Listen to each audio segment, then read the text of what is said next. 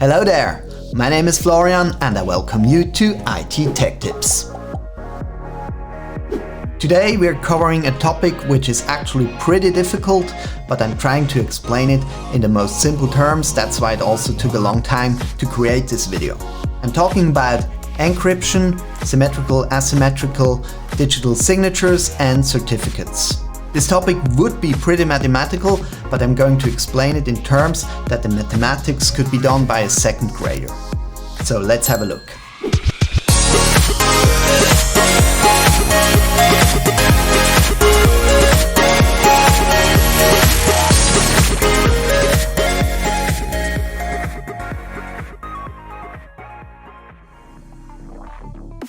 As I said in the introduction, this topic would be pretty complicated and the mathematics are interesting for some people, but for most people it's important to know the architecture and the concepts behind encryption, digital signatures and certificates. So in this video I'm going to cover the following topics: what encryption is in general, what types of encryption exist, use cases for encryption, and what a digital signature and a certificate is and how it is used. I will also give you some thoughts about quantum computing and how you can prepare for that. This episode may be referred to by future episode, as knowledge about encryption is pretty much basic knowledge, and I'm going to refer to it by future episodes, for example when I'm going to talk about email security. If you don't want to miss that, it's coming in a few months.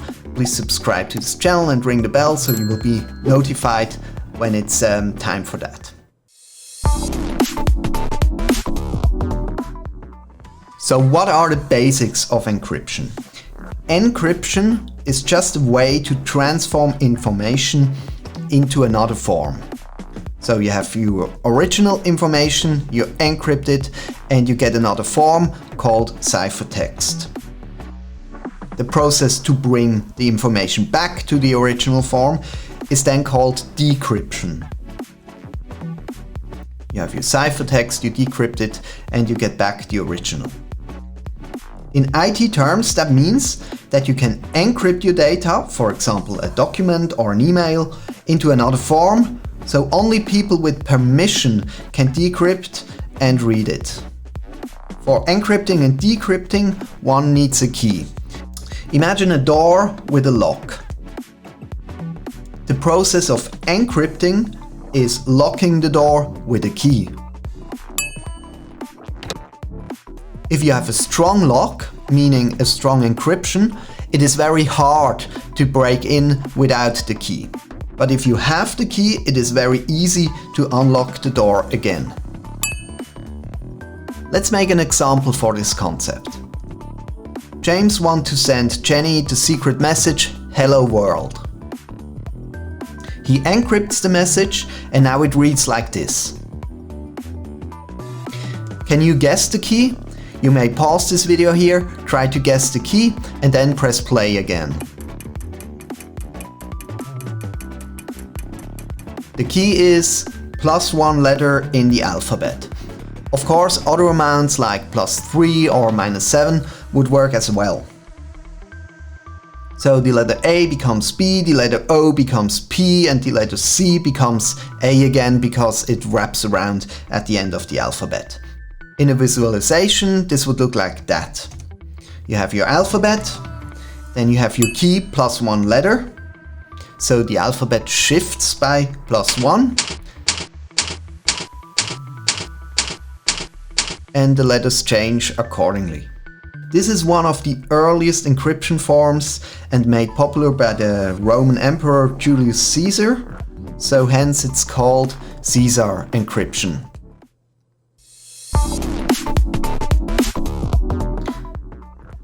Now there are different types of encryption. Let's start with the simpler one, which is called symmetric encryption. To decrypt the previous Hello World example, you just can reverse the key. From +1, make it -1. You could also say the key is symmetrical. And if you can reverse an encryption with the same key, it's therefore called symmetric encryption. The previous example was very simple to guess, so it's prone to attacks. So what can we do about that? You could, for example, create a very long key, so not shifting by +1, but shifting by a larger number, or shifting the first letter by +1, the second letter by +2, the third letter in the alphabet by +7. So you could create a longer key. Or you could create a more complex key, a more complex rule, so to speak. So not plus or minus, but a more difficult operation like times 28 or something like that. It is also very important that you share this key in a very secure way, like giving it personally to the other person who should be able to decrypt your message. Otherwise, if an attacker gets the key, he could simply decrypt all your messages. The current encryption standards, they lose security over time because computational power rises fast and encryption is therefore becoming easier to attack by brute force. So you could just guess like 1 billion keys per second with a modern computer, and one of the keys will probably be the correct one if you lose a weak encryption standard. So better attack scenarios are discovered as time passes. So people might discover rules which make it easier to attack an encryption standard, and this better attack scenarios combined with the rise of computational power makes older encryption standards prone to attacks. So we could use more modern algorithms and longer keys, but the basic problem stays the same. The basic problem is that the encryption standards lose security over time. At least one of these problems can be solved with another type of encryption. What we need is a more radical solution. Let's look at that. The most important step with symmetric encryption is the exchange of the key. So that's why I said the most secure way is if you give the key personally to the receiver of your encrypted document. But in practice, this is just not feasible, because if you send something to a person on the other end of the world, you probably will not be able to give her or him the key personally. So what we need is a way to keep our key to ourselves and still enable other people to read our messages without ever handing out the key. So in the early 80s, 3 clever guys called Rivest, Shamir and Edelman, I hope that I pronounced that correctly, in short RSA, invented a system which was then also patented, which splits the key into 2 parts. You have a public key and you have a private key. One of these keys, either one, it doesn't matter, can be used for encrypting a message. The other key can be used for decrypting a message. And this is called asymmetric encryption. Let's make an example for asymmetric encryption. Imagine you have a house with a mail slot in the door. Please note that the mail slot has a different lock than the door. The mail slot is locked, but you want everybody, you could also say the public, to be able to drop a letter. So what you do now is you place the key for the mail slot, which is the public key, in plain sight, right in front of the door. So people can send you letters now because they have your public key.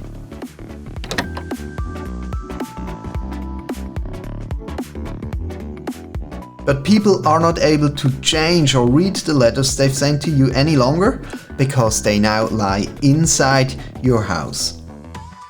Only you can open the door with another key, the private key, because it's private to you, to read the letters again. Of course, you keep the private key only to yourself, or private.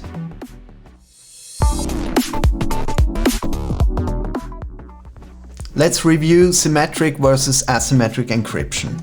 With symmetric encryption, only one key is used for encryption and the same for decryption.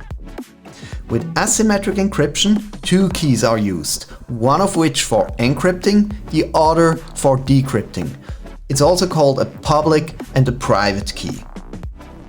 With symmetric encryption, you must keep your key secure, except of course for the people that must be able to decrypt your messages or encrypt a message to you. With asymmetric encryption, you must only keep one key, the private key, secure. But the public key can and should probably be known to everyone. With symmetric encryption, it is risky to exchange the key. An attacker might eavesdrop the key exchange and therefore then has the key and can decrypt all your messages. But with asymmetric encryption, the private key is never exchanged. Hence we have no risk of eavesdropping the key exchange, because there is no key exchange to begin with. Symmetric encryption is fast and simple, while asymmetric encryption is slower and often more complicated. So nowadays in practice these two systems are usually combined. So you have an asymmetric key exchange of a symmetric key.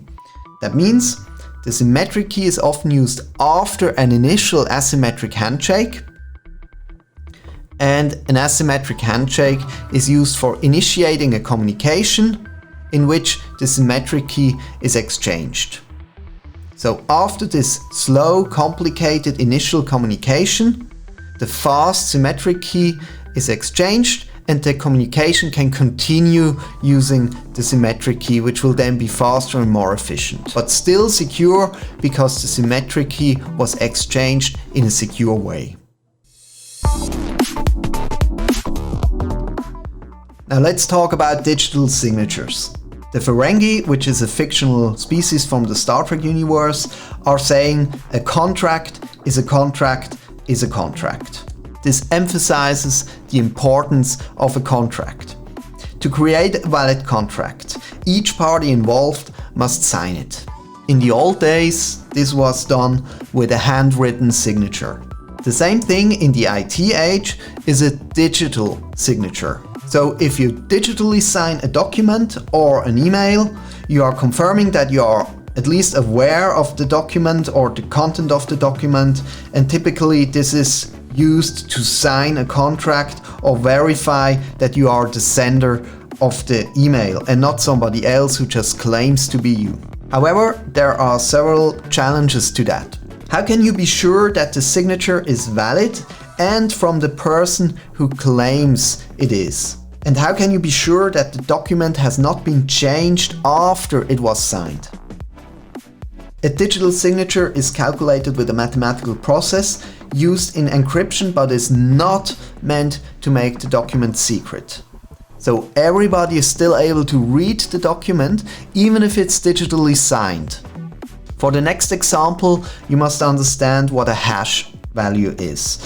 I will simplify here a little bit. So a hash is a short representation of a text, which becomes very different even if a small change in the text happens. For example, you have your text "Hello World", and this will be represented by the hash 123. But if you put an exclamation mark at the end, which is only one additional letter, so "Hello World!" exclamation mark, the hash would become a completely different value. For example, 456.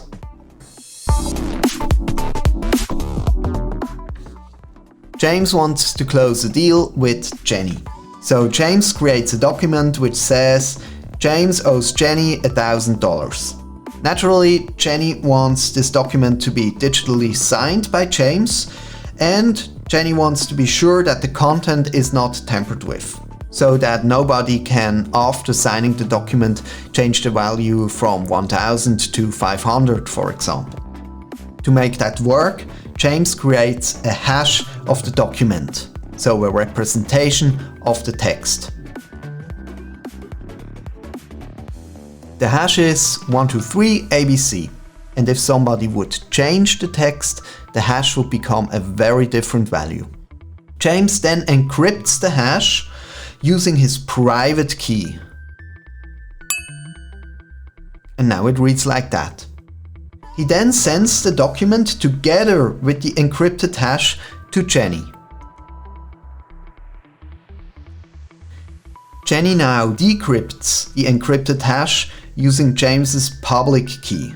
Remember, if you encrypt something with the private key, somebody else can decrypt it with the public key. Jenny now gets the value 123 ABC, which should be the representation of the supposedly correct text in the document. To make sure that the text in the document has not been changed, Jenny now creates her own hash of the text in the document, which will also be 123 ABC because the text has not been changed. So Jenny now compares the decrypted hash from James and the hash that she created herself. If they both match, she can be sure that the document has not been altered. Since the signature was encrypted with James's private key and therefore only can be decrypted with using James's public key, Jenny can assume that the signature is from James. But there's a problem with that. James has an interest that nobody else can sign documents in his name. For example, if Jenny was a criminal, she could just claim to be James and create a document which says that James owes her money, despite he really does not. To make sure that this scenario cannot happen, we need a third party who is trusted by both James and Jenny. This third party is called a certification authority, or short CA. The most popular ones in the year 2021 are DigiCert, Symmetric and GlobalSign. So James can now buy a certificate from the CA and embed this certificate in his document. Of course, this system is only secure if the CA makes very sure that the person claiming to be James is really James. For example, by checking the driver license or because James must personally appear in front of the certification authority to verify that he is who he claims he is. So Jenny now has a document with the text, the encrypted hash and the certificate from James. So Jenny's computer can now ask the CA whether the certificate embedded in the document is really belonging to the real James. And if the CA confirms James's identity, the document is valid.